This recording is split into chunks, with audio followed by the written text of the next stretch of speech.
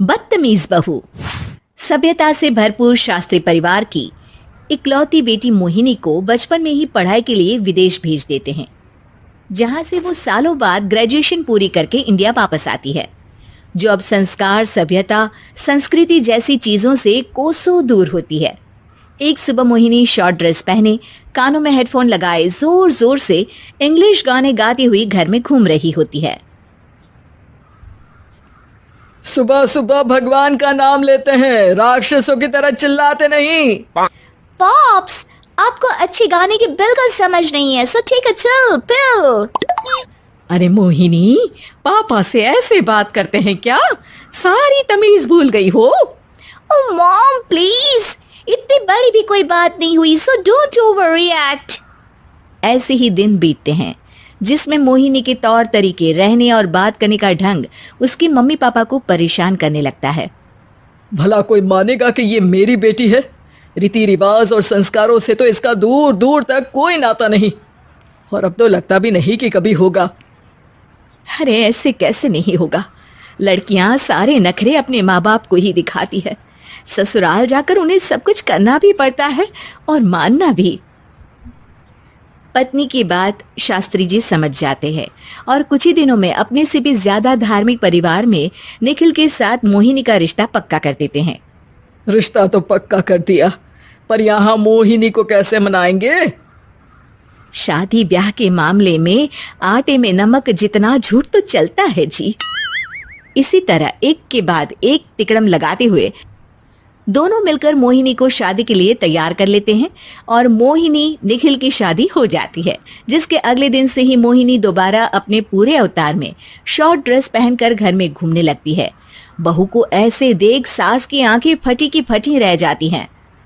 अरे ये क्या बेशर्मी है, हमारे घर की लड़कियां जींस तक नहीं पहनती और तुम बहू होकर इतने छोटे कपड़े पहनकर पूरे घर में घूम रही हो।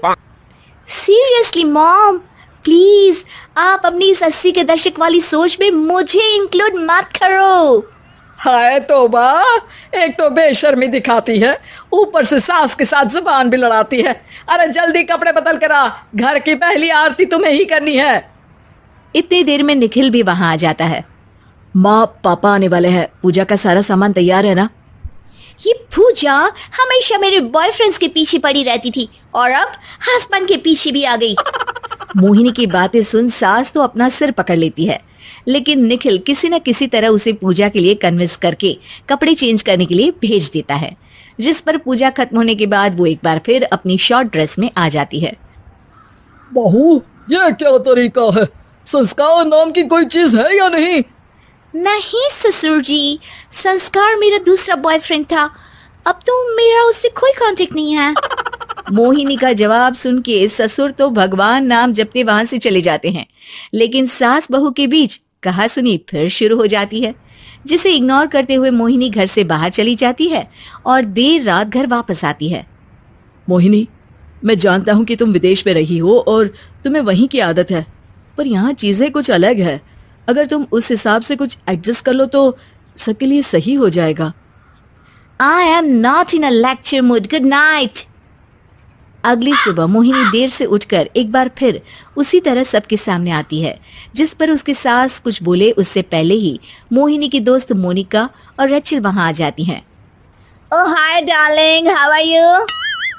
OMG, we missed you so much. I missed you too darling. Ram Ram, इन्होंने तो तुमसे भी छोटे कपड़े पहने हैं। अरे तुम लोगों के अंदर कोई शर्म लिहाज बाकी भी है या सब बेच खाई? मोहिनी, तुम्हारी मेड कुछ ज्यादा नहीं बोलती?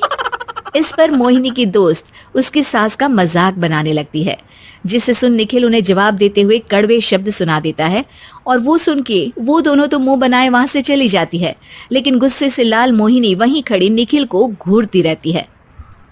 घूर क्या रही हो? तुमसे शादी की ये सोचकर कि विदेश में पढ़ी लिखी हो, घर में कोई पॉजिटिव चेंज लाओगी, अपनी करियर के लिए एम्बिशियस होगी, पर अपने इस बिहेवियर से उस पढ़ाई के साथ साथ अपने मम्मी पापा के नाम को भी डुबो रही हो। अगर तुम्हें ऐसे ही हाल रखना है तो यहाँ रहने की कोई जरूरत नहीं है। निखिल की बातें सुनकर मोहिनी रोते हुए घर छोड़कर अपनी मम्मी पापा के पास वापस आ जाती है। ससुराल में सब कुछ ठीक तो है? वो अपने आप को समझते क्या है? मोहिनी पर चिल्ला रहे हैं? मैं क्यों उसके इशारों पर चलूं? मैं अपनी लाइफ अपने तरीके से जीना चाहती हूँ और वो ना आप लोगों को मंजूर था और ना ही उन्हें है। तुम यहाँ नहीं रह सकती। अपने पापा की बात सुन के मोहिनी हैरान रह जाती है। हाँ, तुमने बिल्कुल सही सुना। अगर तुम्हें अपने इस घमंड, बेशर्मी और बदतमीजी में ही जीना है तो तुम यहाँ भी नहीं रह सकती। बेटी, मैं मानता हूँ हमारे यहाँ रीति रिवाज बहुत मायने रखते हैं और हमने उन्हीं के ओवरडोज से बचाने के लिए तुम्हें विदेश भेजा था। एक लड़की जो शादी करके घर और बच्चे संभालती है, उससे तुम अपने आप को ज्यादा समझ सको इसके लिए भेजा था। तुम उससे ज्यादा समझो और बनो, पर तुम तो किसी दूसरी ही ट्रेन में चढ़ गई बेटा। उसके मम्मी पापा बहुत देर तक मोहिनी को सारी बातें समझाते हैं, जिन्हें सुनकर मोहिनी को अपनी गलती का एहसास होता है। वो जॉब ज्वाइन कर लेती है और ससुराल वापस आकर उन्हें मॉडर्न बनाती है और खुद भी कुछ रिवाज सीखते हुए खुशी से रहने लगती है।